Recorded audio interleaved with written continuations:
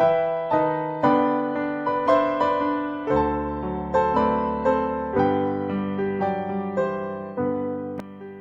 Pledge of Obedience, a devotional from God's Amazing Grace by author Ellen White. He took the book of the covenant and read in the audience of the people, and they said, "All that the Lord hath said will we do, and be obedient." Exodus 24, verse 7. The covenant that God made with his people at Sinai is to be our refuge and defense. This covenant is of just as much force today as it was when the Lord made it with ancient Israel. This is the pledge that God's people are to make in these last days. Their acceptance with God depends on a faithful fulfillment of the terms of their agreements with Him. God includes in His covenant all who will obey Him. To all who will do justice and judgment, keeping their hand from doing any evil, the promise is, "Even unto them will I give in mine house, and within my walls, a place and a name better than of sons and of daughters.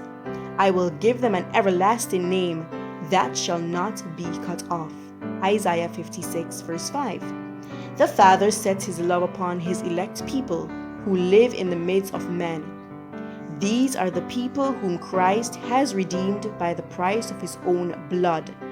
And because they responded to the drawing of Christ through the sovereign mercy of God, they are elected to be saved as His obedient children. Upon them is manifested the free grace of God, the love wherewith He hath loved them. Everyone who will humble himself as a little child, who will receive and obey the word of God with a child's simplicity, will be among the elect of God. To make God's grace our own, we must act our part. The Lord does not propose to perform for us either the willing or the doing.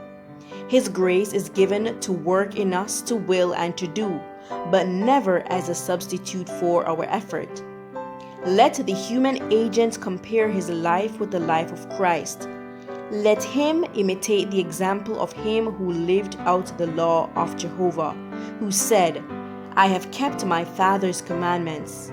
Those who follow Christ will be continually looking into the perfect law of liberty, and through the grace given them by Christ, will fashion the character according to the divine requirements.